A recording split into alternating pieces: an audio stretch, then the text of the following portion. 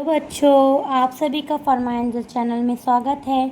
तो आज आप सभी को मैं पढ़ाऊंगी इनऑर्गेनिक फार्मास्यूटिकल केमिस्ट्री का यूनिट 3 गैस्ट्रोइंटेस्टाइनल ट्रैक्ट। और जिसने ये यूनिट फर्स्ट और सेकंड नहीं देखा है, जाकर पहले उसको देखिए, फिर इस पर आइए।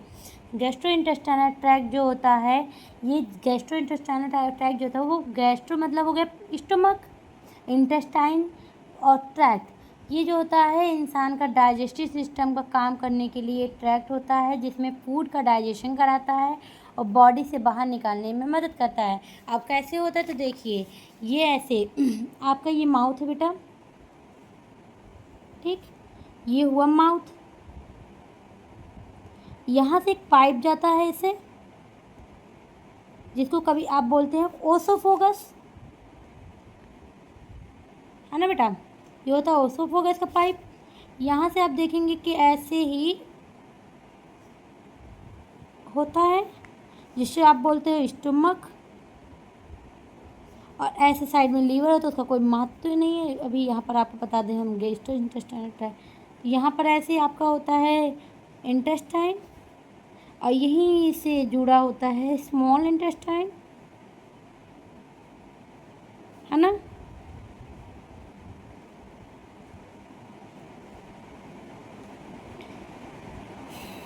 ऐसे ही तो होता था बेटा।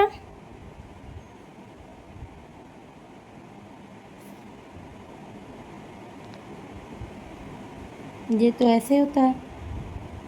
तो ये सब छोड़िए, ये हो गया लार्ज इंटेस्टाइन। यहाँ ऐसे आपका होता है एनस। ये हो गया स्मॉल इंटेस्टाइन, ये स्टमक। तो आप फूड लेते हो, यहाँ से यहाँ जाता है, यहाँ से ये पचने के बाद यहाँ जाता है, यहाँ से ये यहाँ, और यहाँ से ये यहाँ से यहाँ, फिर एनस से बाहर निकलता है। अब बताइए आप हमको कि ये जो पूरा लाइन है, ये क्या खाने को डाइजेस्ट करके बाहर निकालने तक का काम नहीं कर रहा है। फूड आता है बेटा यहाँ पर और यहाँ से निकलता है। तो ये जो होता है, ये कौन सा होता है, गैस्ट्रो इंटेस्टाइनल ट्रैक्ट, है ना। तो क्या कहता है गैस्ट्रोइंटेस्टाइनल, क्या होता है, डाइजेस्टिव सिस्टम हो गया हमारे खाने को पचाने में और उसको बाहर बॉडी से निकालने में। अब जाते हो ना, देखो खाते हो, खून, न्यूट्रिएंट जो भी बनाता है, एंजाइम सब कुछ बनाता है, ये इतने सिस्टम्स। उसके बाद से बाहर क्या निकल जाता है, स्टूल निकल जाता है, यूरिन निकल जाता है। तो ये सब चीज़ें निकालता भी है, एक्सक्रीशन करता है। कहाँ से, बॉडी से ही तो हो रहा है सब कुछ। तो ये कहता है कि ये जो होता है, ये फूड को डाइजेशन भी कराता है, एक्सक्रीशन भी कराता है। ये माउथ से लेकर बेटा, माउथ से एनस तक का पार्ट है, माउथ से एनस तक का पार्ट है। इसका जीआईटी क्या कहता है, स्टमक, मैंने आपको बताया stomach, small intestine, large intestine, rectum, anus, rectum, anus होता है ना बेटा, ये रेक्टम है, ये एनस है, ये सारी चीज़ें हैं। तो वही कह रहा है, whenever the function of GIT goes wrong disease occur. अगर जीआईटी का कोई भी पार्ट सही से काम नहीं करता है तो डिजीज़ हो सकता है। अच्छा अब सुनिए, आप ये फूड को पचाता है, आप खाना लेते हो, ये इसमें HCl होता है, HCl की वजह से खाना डाइजेस्ट होता है, उसके बाद से घूमता है, इसके बाद से देखो स्मॉल इंटेस्टाइन ऐसे काम करता है बेटा, ऐसे ऐसे आप क्या करते हो, कपड़े को निचोड़ते हो बेटा। अच्छा, जब ऐसे कपड़े को निचोड़ते हो तो कपड़ा गिरता है, पानी गिरता है। इसी तरीके से अगर ये ऐसे ऐसे काम कर रहा है तो ये क्या होगा, ब्लड निकलेगा, न्यूट्रिएंट्स, एंजाइम सब कुछ निकला, प्रोटीन सब कुछ हटता है।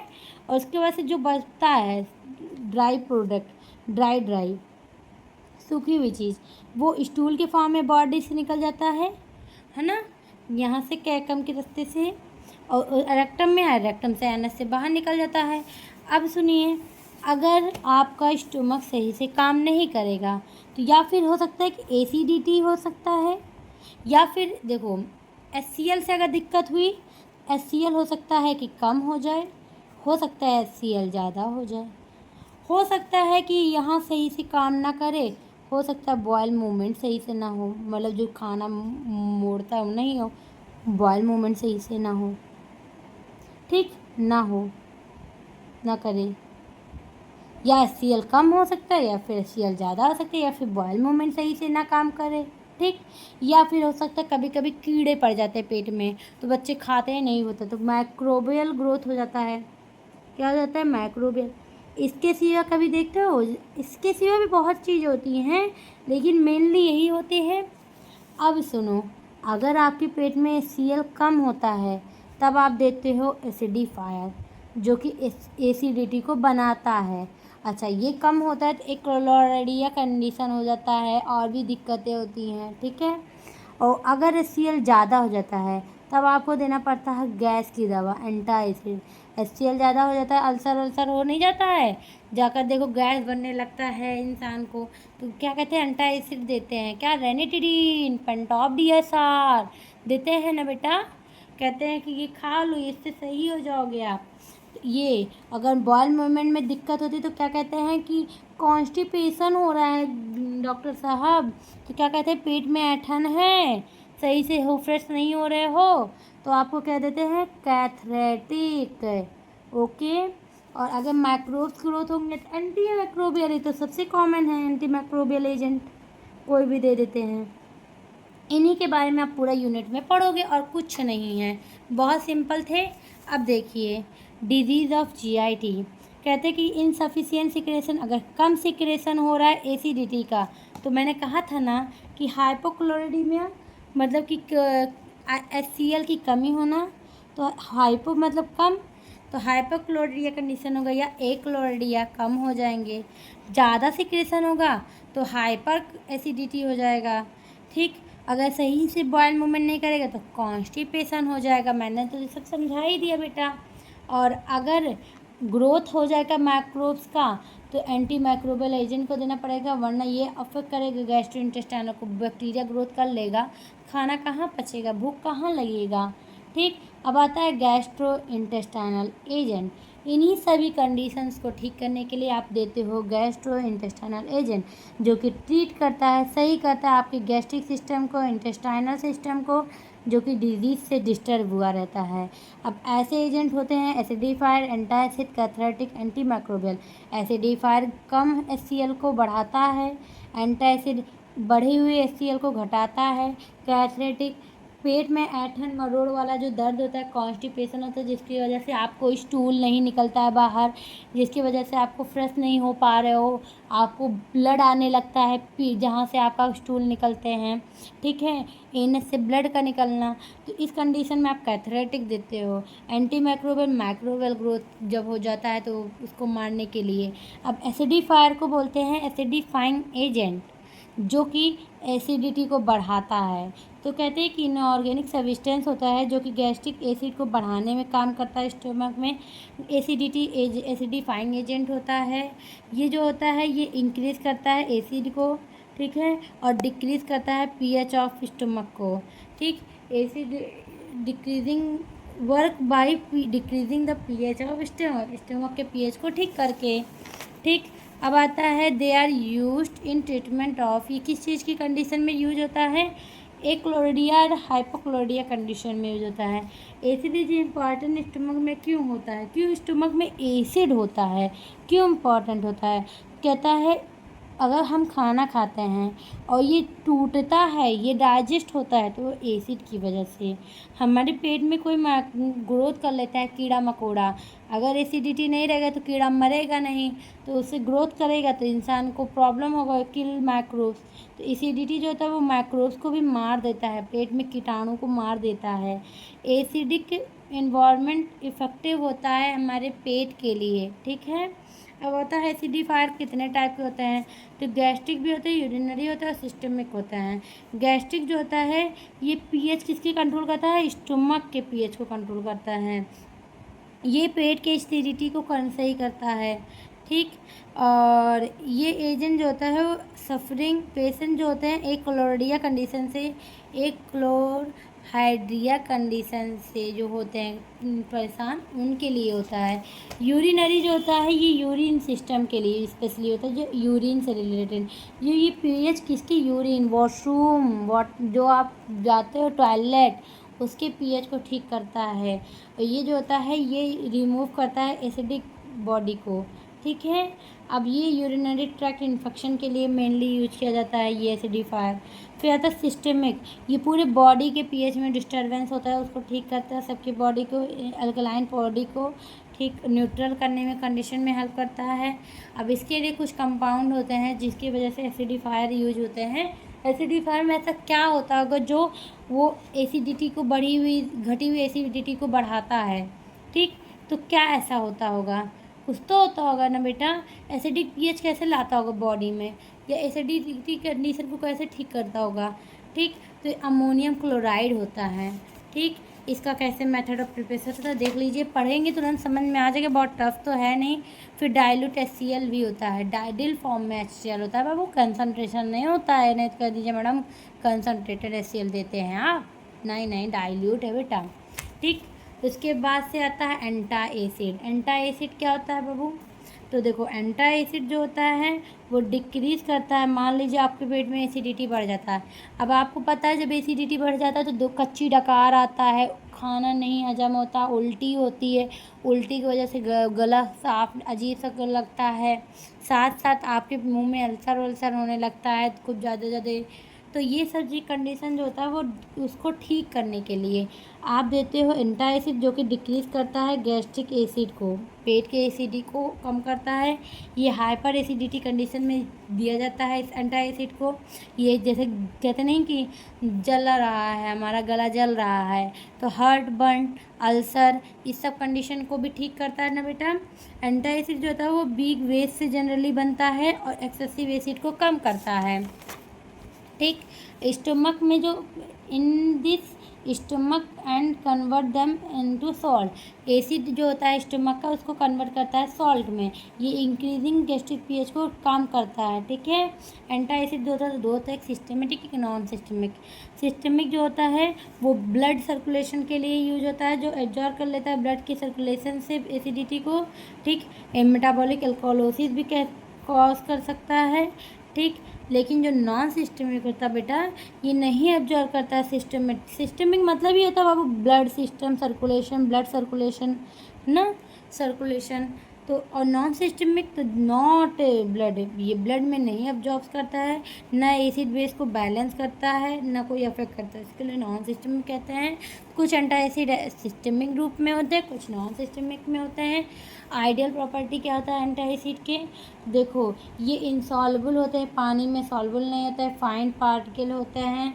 ये जो होता है मेटाबॉलिक एल्कोलोसिस नहीं करता है, ये over a long period of time लंबे समय तक नहीं चलता है, नॉट कॉन्स्टिपेशन नहीं होने देता और कोई भी साइड इफेक्ट नहीं कॉज करता। कम्बिनेशन ऑफ एंटा एसिड, देखो systematic are not use regularly, अब रेगुलर बेसिस पे सिस्टमिक एंटा एसिड को नहीं यूज कर सकते हो, ये मेटाबॉलिक एल्कलाइन कंडीशन को करा देता है या कंजेस्टिव हार्ट फेलियर कर सकता है। तो क्यों नहीं यूज करते, तो इसका दो क्या कहते हैं कि साइड इफ़ेक्ट है जिसकी वजह से सिस्टमिक एंटा एसिड आप रेगुलर बेसिस पे नहीं यूज कर सकते हो।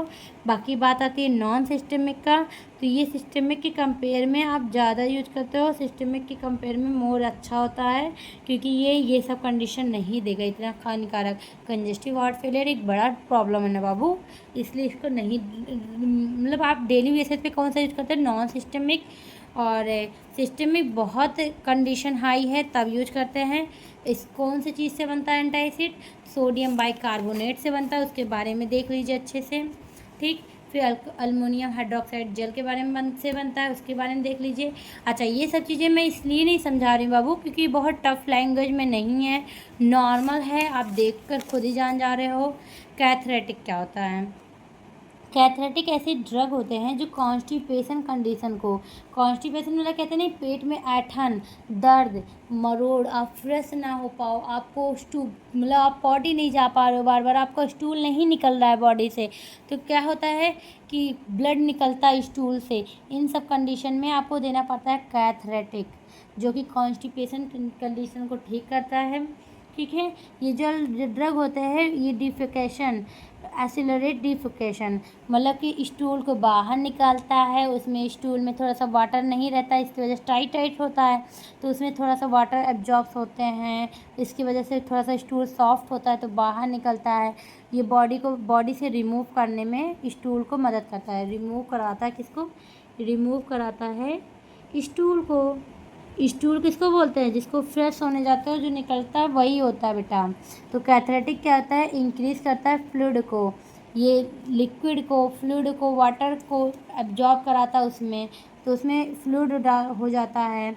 और फेसियस में इंक्रीज बढ़ाता है फ्लूइड को ताकि वो सॉफ्ट हो जाए और इजीली बाहर निकल जाए बॉडी से। ठीक, अब जैसे मान लीजिए नहीं निकलता, यहीं आकर ऐसे ऐसे बैठा है, ठीक, अब यहाँ से आपका बैठा है लेकिन निकल नहीं रहा, ये फटने लगता है। ये लेयर क्या होता है कि आप जस्ती करते हो तो ये फटने लगता है बेटा, और ब्लड यहाँ से ब्लड निकलने लगता है, लेकिन स्टूल तो बहुत टाइट है। अब ये ऐसे के ऐसे, ये इतना जगह तो ले नहीं रहा, निकल नहीं रहा, तो इसकी वजह से दिक्कत होती है। तो क्या होता है कि वाटर एब्जॉर्ब कराता है कैथरेटिक, तो ये पतला होकर ऐसे निकल जाता है, समझे आप। तो फिर कहता है कि इंक्रीज करता है मोबिलिटी, मूवमेंट की, इंटेस्टाइन के मूवमेंट को बढ़ाता है। कैथरेटिक दो होता है, एक लग्जेटिव एक परगेटिव। लग्जेटिव होता है जो हल्की कंडीशन है, ज़्यादा भारी कंडीशन नहीं, तो लग्जेटिव देते हैं। ये इंक्रीज करता है इंटेस्टाइनल मूवमेंट को, स्टूल को बाहर निकालता है, स्टूल को सॉफ्ट करता है। और परगेटिव जब स्ट्रॉन्ग कैथरेटिक कंडीशन हो, ज़्यादा दिक्कत हो, जब कहते हैं कि 2-2 3-3 नहीं, 1-1 2-2 हफ्ता तक आप फ्रेश ही नहीं हो पा रहे हो, तब आपको दिया जाता है स्ट्रॉन्ग कैथरेटिक। ये सीरियस कंडीशन में जाता है, ये कम्प्लीटली रिमूव कर देता है इंटेस्टाइनल बिफोर सर्जरी।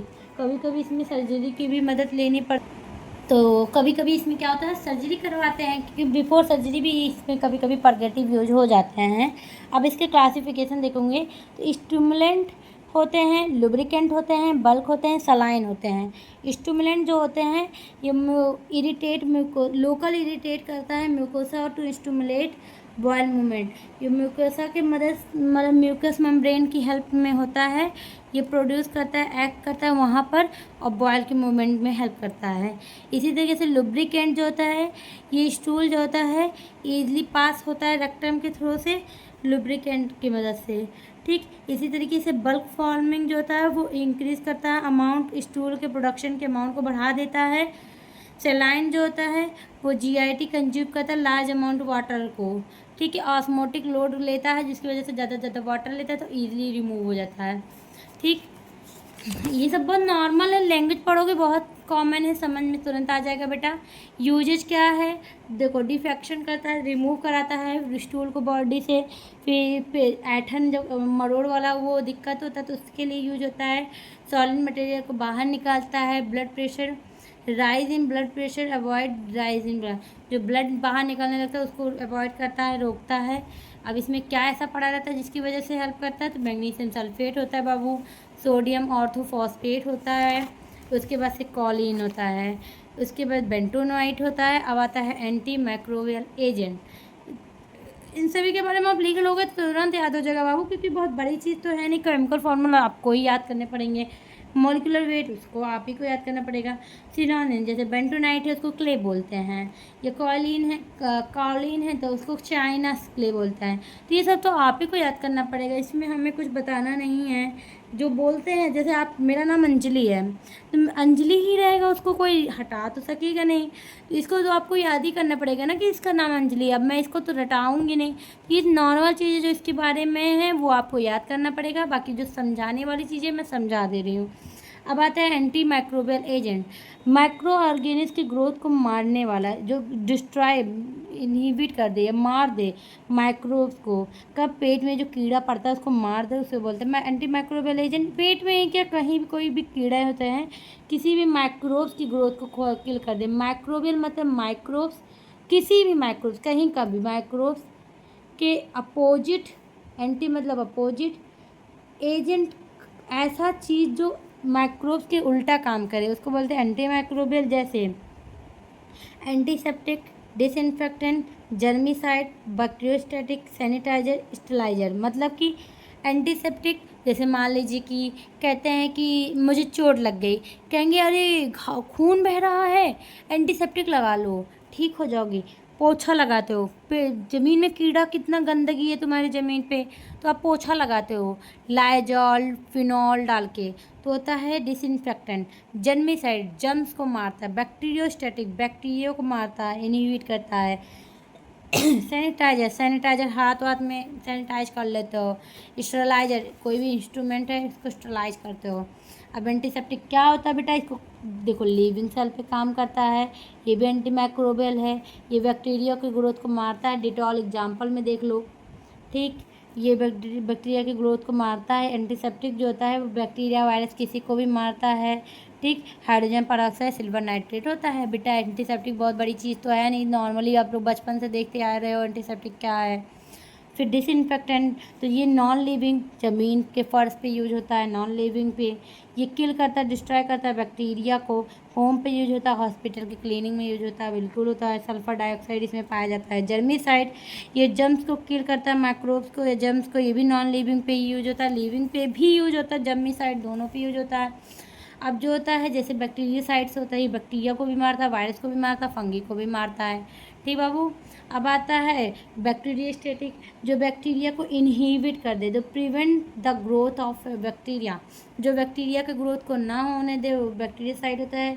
ये किल नहीं करता, ये केवल क्या करता है बाबू, इनहिबिट करता है, उसकी ग्रोथ को रोक सकता है, इसको मार नहीं सकता है। तो जो उसकी ग्रोथ को रोक दे, ये लिविंग हो चाहे नॉन लिविंग हो, दोनों की ग्रोथ को रोकता है, जैसे क्लोरोफेनिकॉल होता है, ठीक। सैनिटाइजर सैनिटाइजर जो होता है बाबू, वो क्लीनिंग करते हैं, वॉशिंग करते हैं।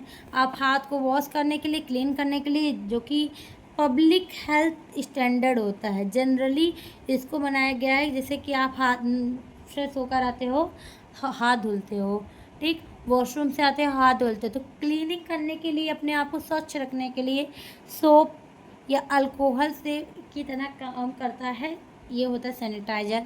फिर आता है स्टरलाइजर। स्टरलाइजर जो होता है वो किल्ड करता है, वो रिमूव करता है माइक्रो ऑर्गेनिज को, और ये free from all type of microorganism. Steriliser सबसे स्ट्रॉन्ग चीज़ होता है जो कि हर टाइप के माइक्रो ऑर्गेनिज से दूर कर देता है, ठीक, स्टरलाइज करके किसी भी चीज़ को। अब आता है method of action, anti microbial agent कैसे काम करता है। तो देखो 3 तरीके से ये करता है। कहता है पहले कंटेन प्रोटीन, इसमें प्रोटीन होते हैं सर्वाइव करने के लिए, तो चेंजिंग करता है, प्रोटीन के स्ट्रक्चर को ही बदल देता है, उसको ही डेथ कर देता है। तो 3 तरीके से काम करते हैं, एक ऑक्सीडेशन, एक हेलोजिनेशन, एक प्रेसिपिटेशन। ऑक्सीडेशन जो होता है ऑक्सीजन रिलीजिंग, ये बाई ऑक्सीजन की रिलीजिंग करके ऑक्सीडेशन से फंक्शनल ग्रुप को मार देता है, प्रोटीन को इनएक्टिव फॉर्म कर देता है, और उससे हो जाता है। हेलोजिनेशन जो होता है वो हेलोजन ग्रुप जो होते हैं उसको रिलीजिंग कंपाउंड लेता है, जैसे उससे एजेंट क्या था, हैलाइड जो होता है, नाइट्रोजन जो होता है वो पेप्टाइड लिंकेज प्रोटीन को इनएक्टिव कर देता है। प्रेसिपिटेशन क्या होता है कि मेटल कंटेनिंग कंपाउंड को लेते हैं, और जो मेटल होता है वो बाइंड होता है प्रोटीन से, और जाकर उसके स्ट्रक्चर को इनएक्टिव कर देता है। तो ये 3 तरीके से काम करता है। अब एंटी माइक्रोबियल एजेंट जो होता है कौन कौन से, तो पोटेशियम परमैंगनेट पड़ा रहता है उसमें, कभी कभी बोरिक एसिड का भी आता है, हाइड्रोजन परऑक्साइड भी होता है, क्लोरीनेटेड लाइम भी होता है, आयोडीन, ये होता है यहाँ से ख़त्म। अब आयोडीन देखो एक इम्पॉर्टेंट टॉपिक है, तो इसको थोड़ा ध्यान से पढ़ लीजिएगा बेटा, मैंने तभी बता दिया। प्रीवियस ईयर के पेपर भी आपको हमने यूट्यूब पे अप्लाई कर दिया है।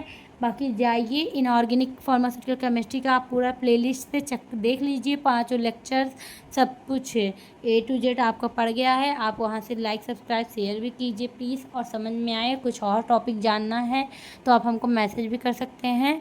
Thank you.